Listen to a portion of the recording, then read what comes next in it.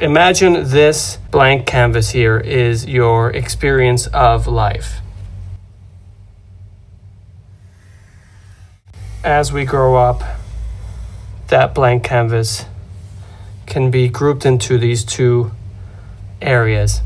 The first is right up here on top, what you can consider your normal societal life. This involves learning from your family, school, career, your relationships.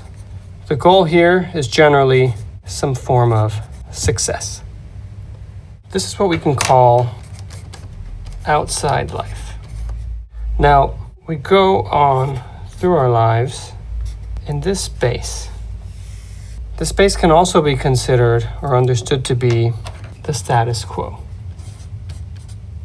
Now, one would think being successful in terms of your family expectations, accomplishing what you wanted to accomplish in terms of schooling, achieving your career goals, having great relationships, would all equal success.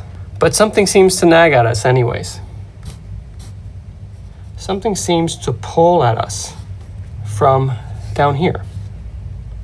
Down here is this kind of dark murkiness that we don't want to look at, we don't really know much about. See, our entire lives are lived up here. This is all we hear about in the media and in conversations. But this thing keeps pulling at us. This thing can be called anxiety. This kind of inner discomfort. As much as we try to avoid it, it continues to pull at us. And when it does, the status quo has solutions for us. It reminds us we need to be happy. We need to be successful. We need to work harder. We need to be better. And so we kind of make a movement deeper into the status quo. But unfortunately, none of that works because that's outside life. And this is something different. And so what happens is it pulls on us even harder, trying to get us to go in a different direction. Now, what is that? What is it doing? There's a secret down here. That secret is what in Eight Ciruit Yoga you would call the goddess. And the goddess has a message. And that message is you would enjoy your life if you learn true love. True love is an experience deep within. True love is not dependent on anything in the status quo or anything at all. It just is. So you can close your eyes, feel the body, and feel this presence that is true love. But that's deep down in here. And to get to that space, it takes resilience.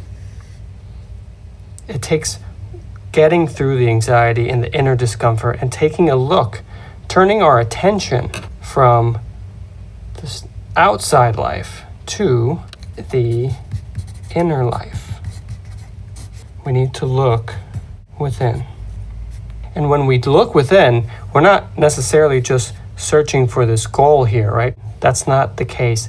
What it involves is stopping this for a period of time, just kind of like letting yourself lose, giving up just for a moment, just so you can sink back into yourself through your sensations, through the body, getting used to this, understanding that anxiety and discomfort are not things to avoid, but things to listen to.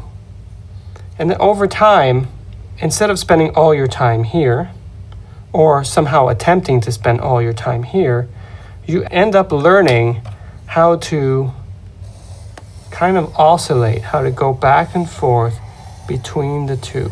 And you find a sense of balance.